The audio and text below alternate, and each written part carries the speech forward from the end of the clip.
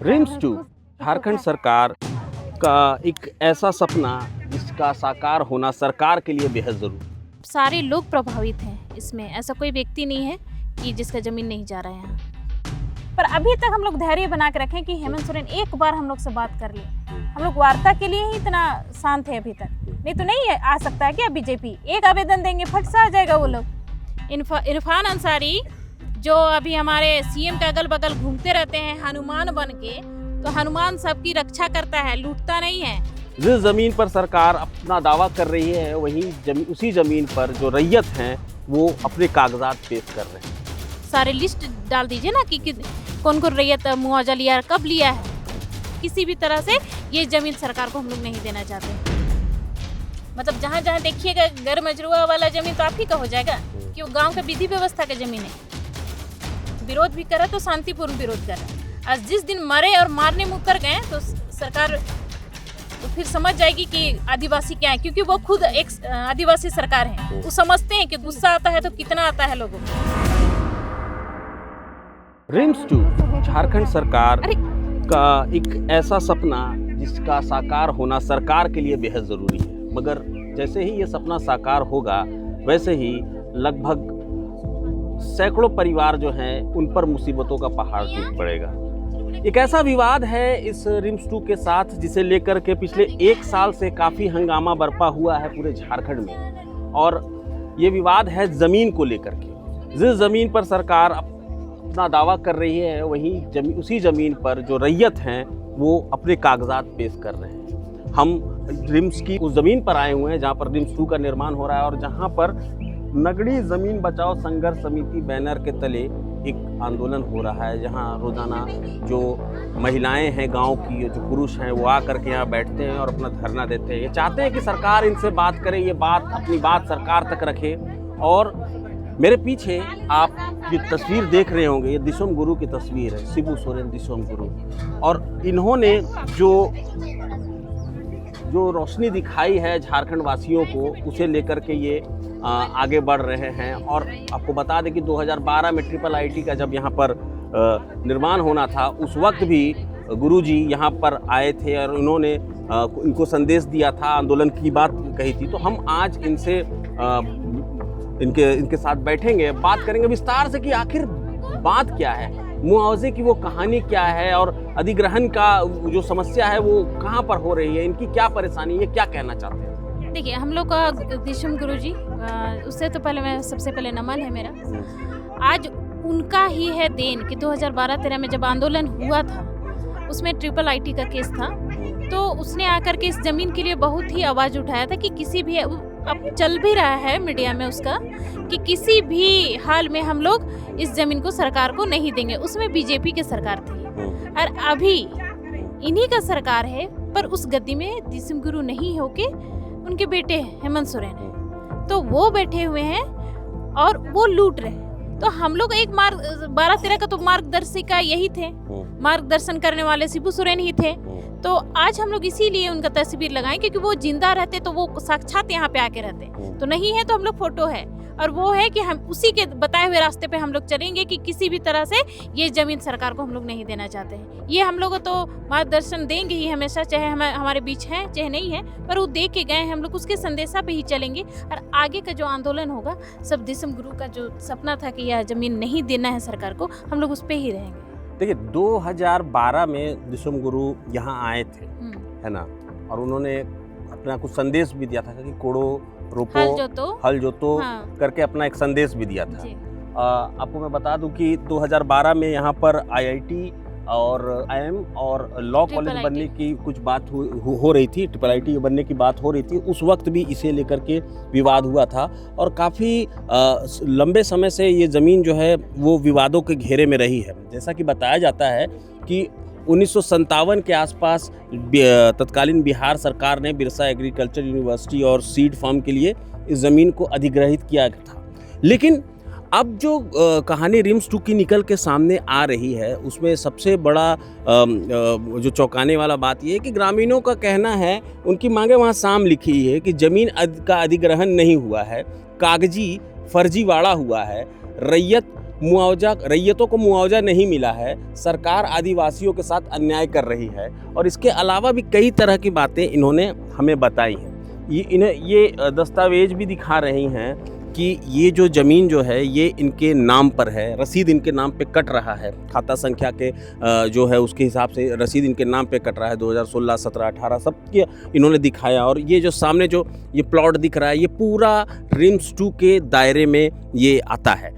तो अब तक जो हुआ है मैडम, उसको लेकर के आप बताएं कि कैसे, मतलब पिछले 1 साल से जो यहाँ पर जो कहानी चल रही है रिम्स 2 को लेकर के, उसको लेकर के बताएं कि क्या क्या मुश्किलों का सामना करना पड़ा और अभी आप क्या चाह रहे हैं आप लोग। सबसे पहले तो जो पिछला हुआ हम उसको बताना चाहते हैं कि सरकार का जो कहना है कि सारे रैयत यहाँ का मुआवजा ले चुके हैं। आपने मुंह से कहा वो तो सब कोई मानेगा नहीं, आपको उसका दस्तावेज दिखाना होगा ग्राम सभा में आकर के, रैयतों को आकर के।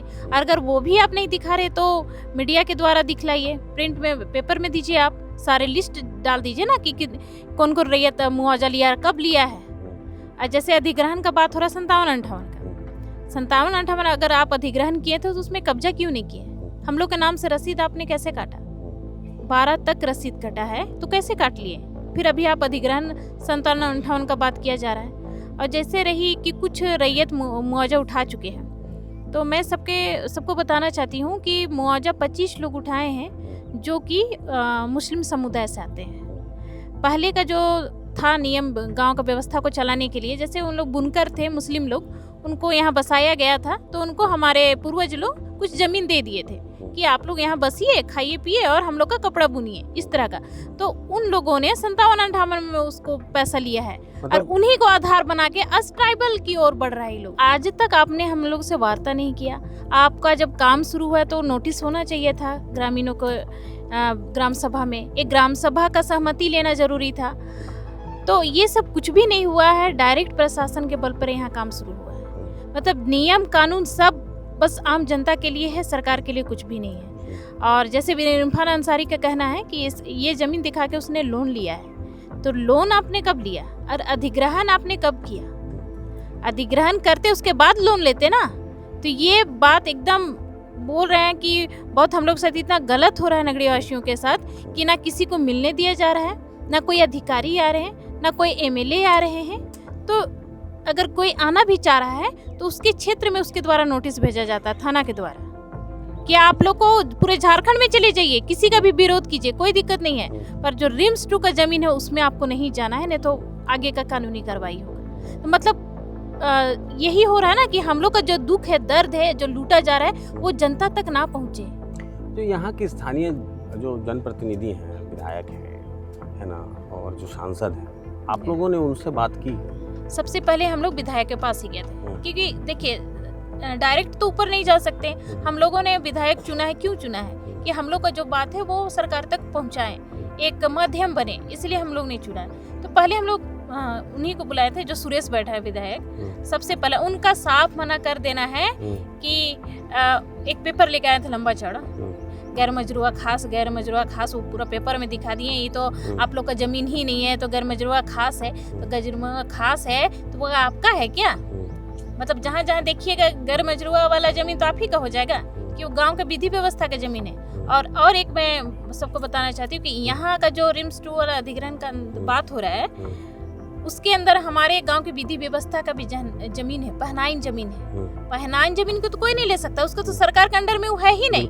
तो फिर उसने कैसे बोल रहा है कि पूरा जमीन हम अधिग्रहण कर लिए हैं? तब तो आप लोगों ने तो पूरा विधि व्यवस्था मेरा खत्म करने का विचार बनाया है, पूरा गांव को उजाड़ने का विचार बनाया है। और अभी जो रसीद पूरा काटना बंद हो गया गांव का भी।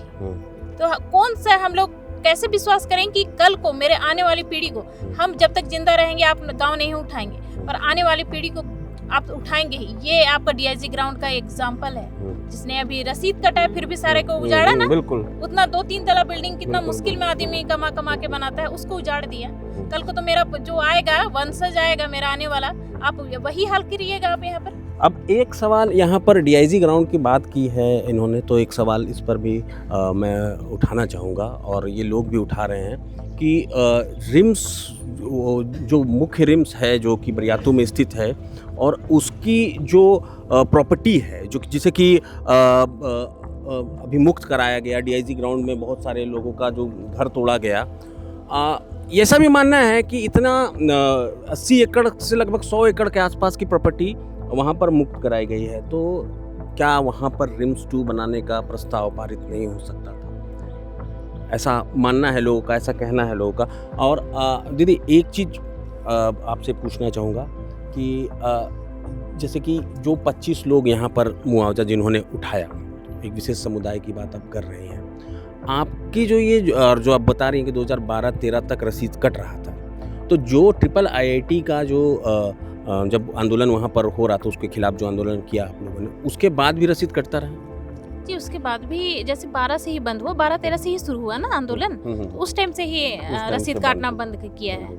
और अभी तो पूरे क्षेत्र का ही बंद कर दिया है, गांव का भी रसीद नहीं कटता है। जो पूरा जो प्लॉट है ये 280 एकड़ के आसपास जो जितना भी है, तो कितने परिवार यहाँ पर प्रभावित हो रहे हैं? मतलब गांव के सारे लोगों का जमीन उसके अंदर में है, क्योंकि लॉ कॉलेज उसी के अंदर बना है। जो 227 एकड़ की बात हो रही है उसके अंदर ही है लॉ कॉलेज और रिंग रोड, तो मतलब सारे लोग प्रभावित हैं इसमें। ऐसा कोई व्यक्ति नहीं है कि जिसका जमीन नहीं जा रहा है यहाँ। और यहाँ से जो मुख्य फसल जो उगती है उसके बारे में कहिए, बताइए कि मतलब कल को ये छीन जाएगा आपसे, तो वो जो खेती जो हो रही है, वो खेती रोजगार का जो साधन है या फिर खाने पीने का जो साधन है, ज़्यादातर लोग यहाँ पर मतलब उससे दोनों काम हो जाता है, तो उसको लेकर बताइए कितनी खेती होती है यहाँ पर, कितना फसल कितना उगता है? हम लोग जैसे कि प्रत्येक परिवार मतलब जितने भी घर हैं इतना तो धान उगा लेते हैं कि अगर हम लोग एक बार भी उगाए ना, और अगर 2 साल पानी नहीं भी आया, खेती ना भी करें, तो हम लोग अपना घर का चावल खा सकते हैं, उतना हम लोग का पास धान हो जाता है।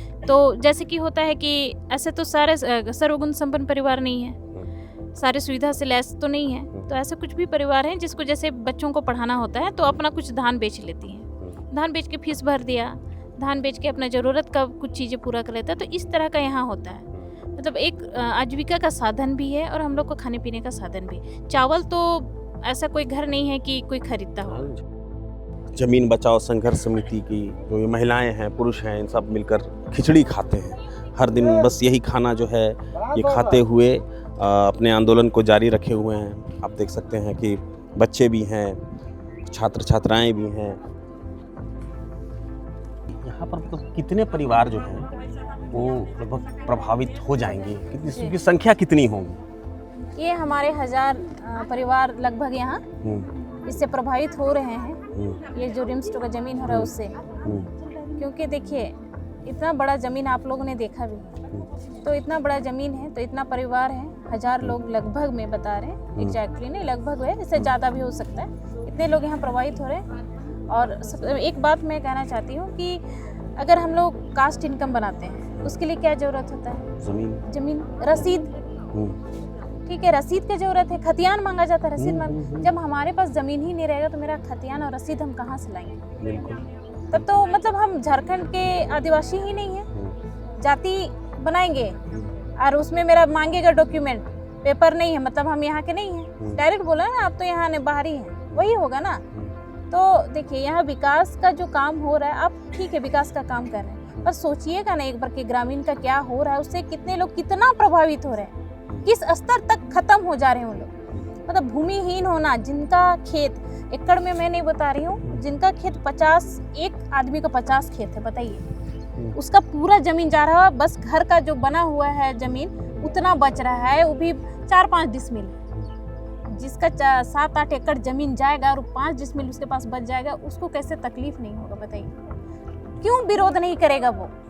किसी का, हम लोग इंसान है, जानवर के मुंह से भी अगर आप रोटी छीनिएगा ना तो वो काटेगा ही ना भैया।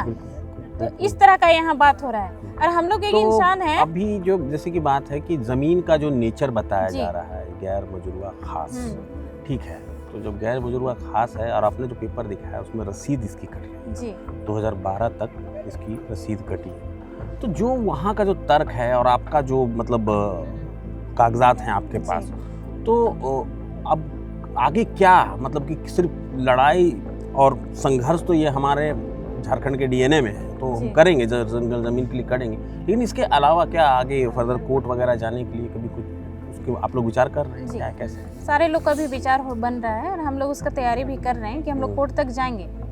और यहाँ हम लोग हाई कोर्ट तक नहीं, हम लोग सुप्रीम कोर्ट तक जाने का बात हो रहा है, क्योंकि हाई कोर्ट जाएंगे वो तो गवर्नमेंट का ही है सारा, है ना।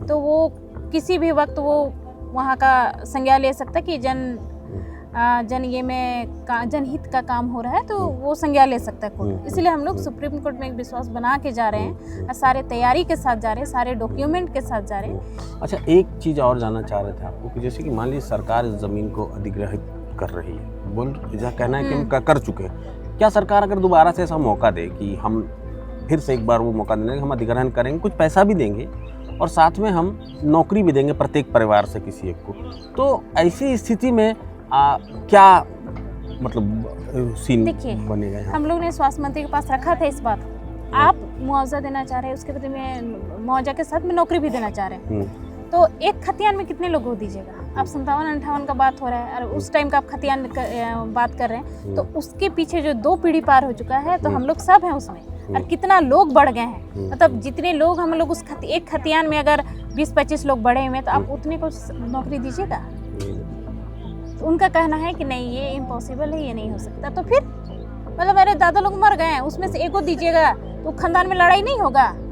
यहाँ अगर हम लोग 25 लोग हैं, अभी एक खतियान में 25 लोग अगर हम लोग बढ़ गए, उसमें से आप एक को नौकरी दीजिएगा, अब बाकी 24 क्या करेगा? तो आपस में लड़वा ही ना रहा है वो जब होता है। तो वो डायरेक्ट मना किया कि इम्पॉसिबल है, वो हम नहीं दे सकते हैं, और तो हम लोग ज़मीन भी देना नहीं चाहते। और देखिए, हम लोग SDM से मिले थे जिस दिन शुरुआत हुई थी 4 तारीख, SDM के पास हम लोग यहाँ से डायरेक्ट गए थे। उनका कहना है कि दीदी आप लोग पैसा लीजिए या नहीं लीजिए, राज्य कोष से पैसा ट्रेजरी में चला गया है, मतलब वो गवर्नमेंट का हो गया, अब जमीन गवर्नमेंट का। तो ये क्या नियम है? बिना सहमति के आपने ट्रेजरी में पैसा डाल दिया। अभी तक किसी को पता नहीं है कि पैसा ट्रेजरी में कितना डाला हुआ है, किसके नाम से डाला हुआ है। बस उसने पैसा राज्य कोष से निकाल के ट्रेजरी में डाल दिया और जमीन पे यहाँ वो अपना काम शुरू कर दिया। इस तरह का बात हो रहा है। और हम लोग को ग्रामीणों का कहना है कि आप अगर सचमुच सारे लोग को मुआवजा आप बोलते हैं, दावा कर रहे हैं, हम लोग तो जहाँ लिए नहीं है, पर आपने दावा किया है कि आप सारे को दे दिए मुआवजा, तो फिर दिखलाइए, उनका दस्तावेज दिखलाइए, हम लोग क्यों लड़ाई करेंगे? अच्छा, एक बात और है कि इससे पहले जो 2012 का जो आंदोलन था IIIT वाला आप लोग का, उसके बाद फिर ये पिछले साल RIMS 2 का शुरू हुआ। अब उसमें जो मुख्य विपक्षी दल है BJP ने बढ़ चढ़ करके आपका हिस्सा लिया, आपके समर्थन में खड़ी हुई। चंपई सोरेन पूर्व मुख्यमंत्री भी, उन्होंने अपने तरह से आंदोलन करने किया, उन्हें नज़रबंद किया गया। तो इस ज़मीन को आपको ऐसा नहीं लगता कि थोड़ा सा अगर राजनीतिकरण ज़्यादा हुआ है जिसकी वजह से आप लोगों को नुकसान हो रहा है? इसीलिए अभी तक जितने भी हैं, अगर देखिए विपक्ष तो चाहेगा ही ना कि जहाँ पे उसको मौका मिले हम घुस जाएं। तो अभी तक अगर हम लोग अभी भी बुलाएंगे तो सारे लोग आएंगे, विपक्ष दल के तो विशेषकर वो लोग आएंगे, पक्ष आए चाहे नहीं, विपक्ष तो आएगा ही। पर हम लोग बस हेमंत सोरेन से अभी तक आग्रह ही कर रहे हैं कि विपक्ष कोई नहीं है यहाँ, लड़ाई बस रैयतों का चल रहा है। आप देख भी रहे हैं कि कोई बाहर के लोग दिख रहे हैं? कोई नहीं है। तो आप कम से कम हम लोग को तो समझिए ना कि हम लोग अगर विपक्ष को घुसने नहीं दे रहे हैं, यहाँ भी आने नहीं दे रहे हैं, उनको बुला नहीं रहे हैं, मतलब आपका आप सपोर्ट कर रहे हैं, हम लोग आपसे मिलना चाह रहे हैं। कल को यह ना बोल दे कि राजनीतिक हो रहा है। हम लोग राजनीति नहीं कर रहे हैं, बस सरकार आए और रैयत आए, बीच में कोई भी नहीं आए, ना कोई अधिकारी आए ना कोई नेता मंत्री आए। आप डायरेक्ट आइए और हम लोग से बात रखिए। देखिए, हम लोग इतना भी सोच रहे हैं, अभी तक इतना काम हो रहा है, हमारे खेत को इतना बर्बाद किया जा रहा है, देख रहे हैं ना, पिलर गाड़ा जा रहा है, रोड बनाया जा रहा है, ये पुलिस का वो जो TOP क्या बोला जाता है वो भी बनने का महा है। पर अभी तक हम लोग धैर्य बना के रखें कि हेमंत सोरेन एक बार हम लोग से बात कर ले। हम लोग वार्ता के लिए ही इतना शांत है अभी तक, नहीं तो नहीं आ सकता है क्या BJP? एक आवेदन देंगे फट से आ जाएगा वो लोग। पर जब हम लोग राजनीतिक नहीं कर रहे तो आप भी मत कीजिए ना, आइए कम से दुख दर्द को समझिए, अपना डॉक्यूमेंट दिखाइए, सच क्या है। और अगर सच रहता तो इतना जो प्रशासन लगाए वो नहीं होता। इरफान अंसारी जो अभी हमारे CM के अगल बगल घूमते रहते हैं हनुमान बन के, खुद ही बोला है, हमने अपने से कोई लाइन यूज नहीं किया है, उसने खुद कहा है कि हम हेमंत सोरेन का हनुमान है। कहाँ से हनुमान आ गए? मुस्लिम समुदाय के लोग हनुमान बन जाते हैं। और उसने हनुमान का जो लिया है तो हनुमान सबकी रक्षा करता है, लूटता नहीं है। और जो हमारे CM का अगल बगल अधिकारी लोग हैं, जिसने हमारी बात को उसे बात नहीं करने दिया जा रहा है। सुनने में ये भी आया कि वो बात करना चाहते हैं, अपने लोगों से बात करना चाहते हैं, पर अधिकारी लोग जो अगल बगल के अधिकारी लोग हैं उन लोग उनका माइंड वॉश कर दिए हैं और बात करना चाहते हैं, वो लोग उसे रोक रहा है। तो ये इनकी पीड़ा है, जिस तरह से ज़मीन का नेचर बताया जा रहा है कि ये गैर मजुरवा खास है और यहाँ पर नहीं हो सकता है, और इनका कहना है कि 2012 तक, जब तक आंदोलन शुरू नहीं हुआ था, तब तक ये रसीद भी कट रहा है इनका। तो इनके भी अपने तर्क है, इनके भी अपने कागजात हैं, इनके पास भी हैं, जो ये बता रही हैं कि किस तरह से हम ये ज़मीन पर इनका हक है। और सरकार को फ़िलहाल अगर कुछ ना भी कर सके सरकार, तो एक टेबल पर बात करनी चाहिए, इनका पक्ष तो एक बार ज़रूर सुनना चाहिए। और जिस तरह का तानाशाही का यहाँ हो रहा है, लूटने का काम जो सरकार कर रही है, तो ये आदिवासियों को भड़का रही है। हम लोगों ने अभी क्या है, मूवमेंट शुरू किया है। सुबह हम लोग एक टाइम मूवमेंट करते हैं, सारे धरना पे बैठना है, बाकी लोग को मूवमेंट करना है। सबका कहना है कि अगर इस तरह का हो रहा है, लूट रहा है, तो आगे पूरे झारखंड के लोग, आदिवासी लोग एक होकर एक बहुत बड़ा जन आक्रोश करने वाले हैं और करेंगे ही। एक उन्मूलन टाइप का हो जाएगा यहाँ। एक एग्जाम्पल है कि नगरी में जिस तरह का आदिवासियों को लूटा जा रहा है। हम लोगों ने तो हमेशा कहा कि सीएम एक बार बात कर लीजिए, एक बार बात कर लीजिए। अभी भी उसके बारे में हम लोग एक शब्द बुरा नहीं बोल रहे हैं, ताकि वो हम लोग से मिल जाए। पैदल गए हम लोग, उसमें भी रोका गया था, सबने देखा किस तरह एक चुपचाप, हम लोग कोई यातायात को भी प्रभावित नहीं कर रहे थे। एक साइड होके चलो, गाड़ी आपस मतलब आना जाने के लिए छोड़ दो, इतना भी था। हम लोग रोड जाम भी नहीं किए थे। एक लाइन में 2 लाइन 4 लाइन बना करके हम लोग जा रहे थे, लाइन लगा के। हम लोग को वहाँ से बैरिकेडिंग कर दिया है। उसमें एडीएम आए थे, हमारे सीओ थे, बीडीओ थे, यहाँ का थाना प्रभारी, अगल बगल के सारे लोग थे, सबने बंद कर दिया। और कोई होता है ना कि वहाँ हम लोग नारेबाजी करते हुए जा रहे हैं, कुछ नहीं, एकदम शांति, शांत। ऐसा लग रहा है कि हम लोग कोई मौन धरे या फिर हम लोग कोई व्यक्ति मर गया है और उसको लेके जा रहे हैं। इस तरह का हम लोग चुपचाप जा रहे थे। उसमें प्रशासन को और सरकार को डर लगती है। तो जब हम लोग विरोध कर देंगे, विद्रोह उतर जाएंगे, तो उसको क्या होगा? और उतरेंगे ही। कल को अगर जबरदस्ती लूटा, आप लोग शांति देख रहे हैं कि कितना अच्छे से हम लोग बैठे हुए हैं। कोई यहाँ विरोध भी कर रहा है तो शांतिपूर्ण विरोध कर रहा है। आज जिस दिन मरे और मारने में उतर गए, तो सरकार तो फिर समझ जाएगी कि आदिवासी क्या है, क्योंकि वो खुद एक आदिवासी सरकार है। वो समझते हैं कि गुस्सा आता है तो कितना आता है लोगों को। तो सबका कहना है कि इस बार ये हमारे लड़ाई एक अंतिम चरण पहुंच चुकी है, क्योंकि ये 57-58 से जो हो रहा है, इस बार हम लोग फाइनल करके ही छोड़ेंगे कि ये सरकार की जमीन है या हमारी जमीन है। हमारी जमीन है, इनको वापस करना है। और अगर आप बोलते हैं कि आपकी जमीन है, तो आपको यहाँ पे प्रूफ करना होगा कि आपकी जमीन कैसी है, कैसे आपने लिया इसको। तो देखिए, ये है रिम्स 2 जो कि नगड़ी में स्थित है, रांची के काके नगड़ी में स्थित है। और आपको सीता कच्छप जी हैं और इन्होंने सारी बातें विस्तार से बताई। इनका कहना है कि हम बात करना चाहते हैं। इनका कहना है कि ये ज़मीन जो है, ये हमारे पूर्वजों की है और इसको लेकर के कोई अधिग्रहण नहीं हुआ है। ये पेपर दिखा रही है 2012-13 तक जो ज़मीन है उसका रसीद कटा है, भले ज़मीन का नेचर कुछ भी बताया जा रहा हो। तो ऐसे में अब जो स्थिति बन चुकी है वो आर पार की लड़ाई की बन चुकी है। और यहाँ ग्रामीण जो हैं, इनमें आक्रोश भी है, ये मायूस भी हैं और ये चाहते हैं कि सरकार इनसे बात करे। ये मतलब ज़मीन जो है ये छोड़ने को ये तैयार नहीं है।